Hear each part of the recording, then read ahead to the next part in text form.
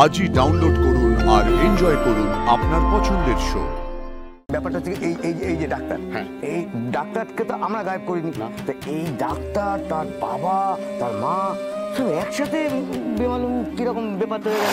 এরপর থেকে বাইরের কেউ এসে যদি আমাদের দাদামণিকে অপমান করে বা গায়ে হাত তুলতে যায়, আমি কিন্তু ছেড়ে কথা বলবো না।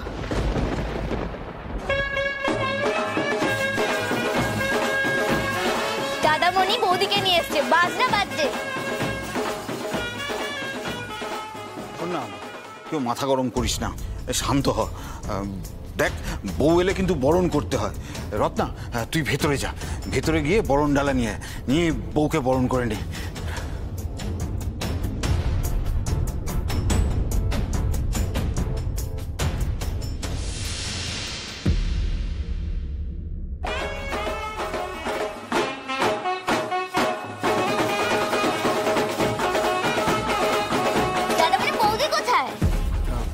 বৌদি আসেনি? তুমি যে বলেছিলে বৌদি আসবে। হ্যাঁ ওই তো আসতে চেয়েছিল, আমি বারণ করি। না মানে লক্ষ্মীমা বললো যে হুট করে বিয়েটা হয়ে গেছে কিনা, সেই জন্য একটা শুভ দিন দেখে তারপরে যদি দাদামণি আর কিছু নাই বা বললে, যার যেটা ইচ্ছে তাকে সেটা করতে দাও না। তবে আমাদেরকে তো আমাদের কর্তব্য করতেই হবে, তাই না? এই তোরা উলু দে। মানেটা কি? বউ কোথায় যে বরণ করব? দেখতেই তো পাচ্ছিস সে আসেনি। সে কেন আসেনি, কি কারণে আসেনি, সেটা জেনে তো আমাদের কোনো লাভ নেই, তাই না? তবে আমাদের এই সাজিয়ে রাখা বরণ ডালা তো আর মিথ্যে হতে পারে না। তাই যে দাঁড়িয়ে আছে তাকেই আমরা বরণ করব। রানী শাক বাজা, বলো উলু দে।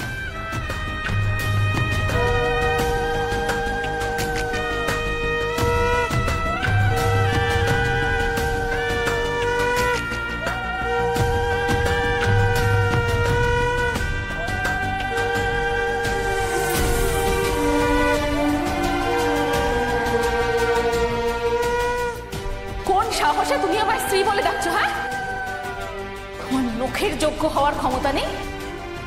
এরপর কোনোদিন আমার বাড়ির দরজায় আসার আগে যাতে মৃত্যু হয়।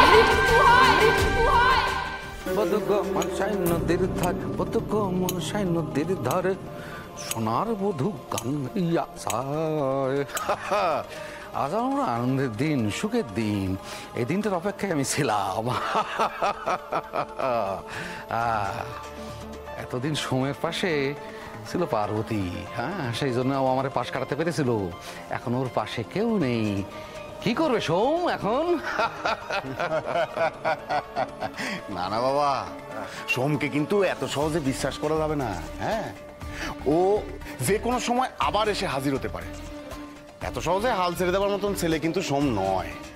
ঠিকঠাক চাল দিতে পারলে হাল ছেড়ে দেবে। হ্যাঁ, সোমের আর যাই কিছু দেখ, মান সম্মান গান কিন্তু টন টন, আর টন টনে মান সম্মান গান।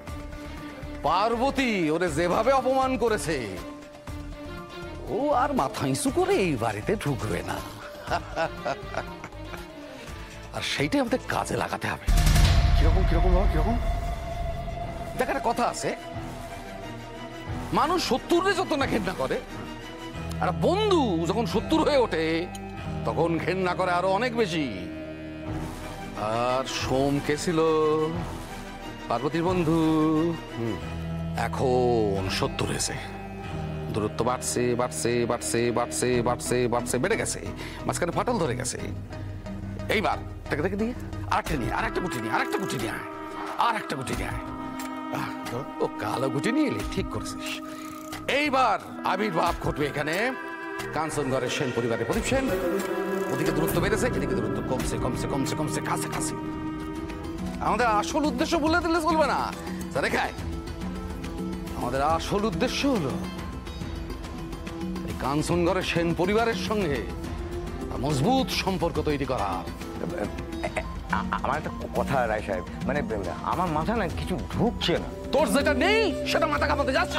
বাবা বাবা বাবা বাবা বাবা বাবা, বলছি যে ও যখন বলছে মাথা ঘামিয়ে কিছু একটা বলতে চাইছে, আচ্ছা পরিষ্কার করে বলো তো তুমি কি বলতে চাইছো? হ্যাঁ এই বলো বলো বলো বলো বলো বলো বলো বলো দেখো ছোট সাহেব, মানে ব্যাপারটা হচ্ছে এই যে ডাক্তার, এই ডাক্তারকে তো আমরা গায়েব করিনি। তো এই ডাক্তার, তার বাবা, তার মা সব একসাথে বেমালুম কিরকম ব্যাপার হয়ে গেল। মুন্সি কাকা, এই ব্যাপারটা নিয়ে না তোমার না ভাবলেও চল। হ্যাঁ ওই যে ওরা তিনজনে একসঙ্গে বেপাত্তা হয়ে গেছে, আখেরে লাভ তো আমাদেরই হয়েছে। কথাটার মধ্যে একটু জোর আছে। ওই ডাক্তার সোখা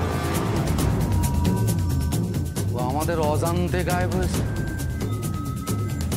এমনও তো হতে পারে আমাদের অজান্তেও ফিরে এলো। তাহলে তো আমাদের পরিকল্পনায় বানচাল হয়ে যাবে। কিরকম বাবা, কিরকম? আমাদের আসল কাজ হলো এখন ওই ডাক্তার সোকরাটাকে খুঁজে বার করা।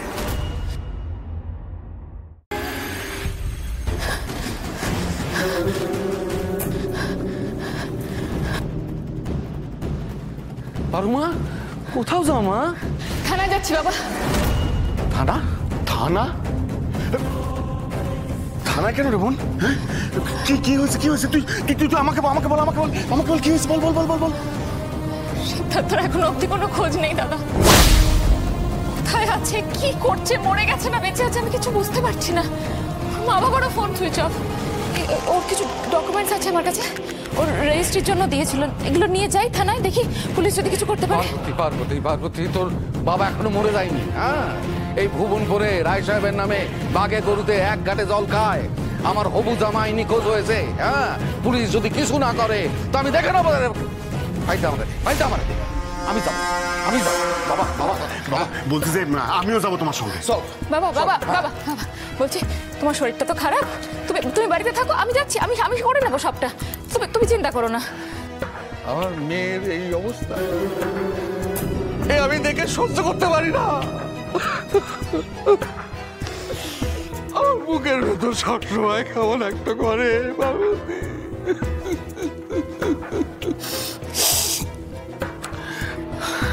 আমি যাই মা, যাই। চলো। হ্যাঁ ঠিক আছে, চলো চলো চলো। কোথায় যাবে মা? আমি? তুমি যাবে না, তুমি ঘরে থাকো, বাড়িতে থাকো। কাল এই পাষণ্ডটা যে দাগা তোমার বুকে দিয়ে গেছে আমি দিতে পারছি না। তোমার জায়গায় যদি আমি থাকতাম তো আমি ভেঙে চুরমুর হয়ে যেতাম। তুমি যাও মা, ঘরে যাও, বিশ্রাম করো। চল প্রতাপ।